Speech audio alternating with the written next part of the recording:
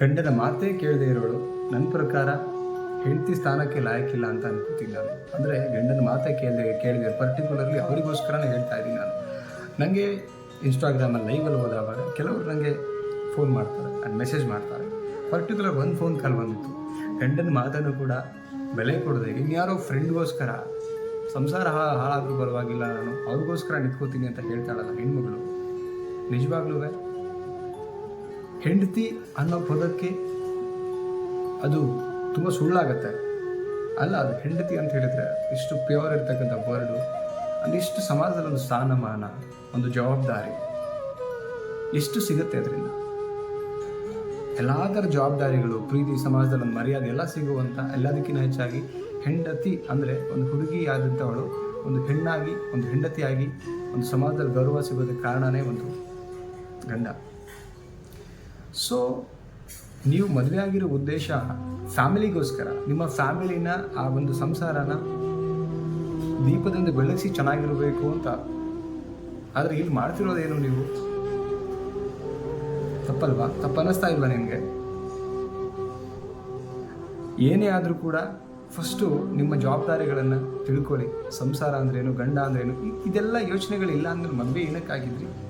ಯಾರ ಜೀವನ ಜೊತೆಗೂ ಆಟ ಆಡೋಕ್ಕೆ ಹೋಗಬೇಡಿ. ನೀವು ಅರ್ಧ ದಾರಿಗೆ ಬಂದ್ರಿ ಸಂಸಾರ 2-3 ವರ್ಷ ಕಳೆದ್ರಿ, ಅದಾದಮೇಲೆ ನನ್ನ ಪಾಡು ನನಗೆ, ನಿಮ್ಮ ಪಾಡು ನಿನಗೆ ಅಂತ ಹೇಳಿದ್ರೆ ಬದುಕಿಗೆ ಏನು ತಾಯಿ ಅರ್ಥ? ಅಥವಾ ಸಂಸಾರ ಅಂದರೆ ನಿಮ್ಮ ಪ್ರಕಾರ, ಅಥವಾ ಮಕ್ಕಳು ಭವಿಷ್ಯ ಏನು?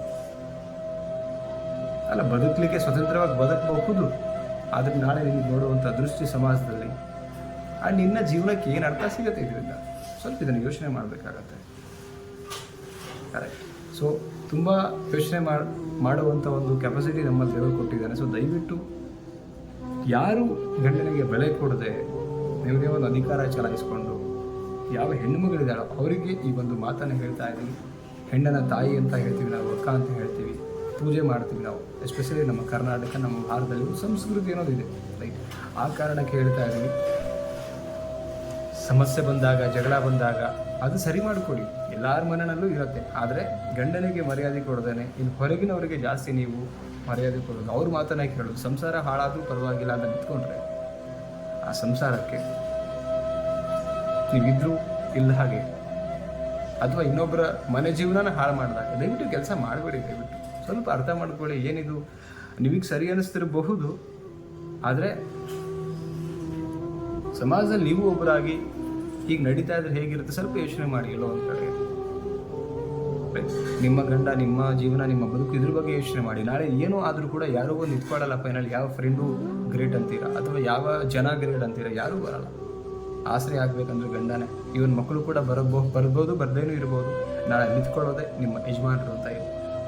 ಸೊ ತಪ್ಪಾಗಿದೆಯೋ ಅಥವಾ ಬೇಕಂತಾನೆ ಮಾಡಿದೆಯೋ ಗೊತ್ತಿಲ್ಲ, ಬಟ್ ಇನ್ಮೇಲಾದರೂ ನೀವು ಸುಧಾರಿಸ್ಕೊಳ್ಳಿ. ನನಗೆ ಯಾವ ಒಂದು ರೈಟ್ಸ್ ಇಲ್ಲ ಹೇಳಲಿಕ್ಕೆ, ಬಟ್ ಏನಂತ ಹೇಳಿದ್ರೆ ಎಲ್ಲೋ ಒಂದು ಕಡೆಗೆ ಹೇಳೋದ್ರಿಂದ ಆ್ಯಸ್ ಎ ಬ್ರದರ್ ಆಗಿ, ತಮ್ಮನಾಗಿ, ಅಣ್ಣನಾಗಿ ಎಲ್ಲೋ ಒಂದು ಕಡೆ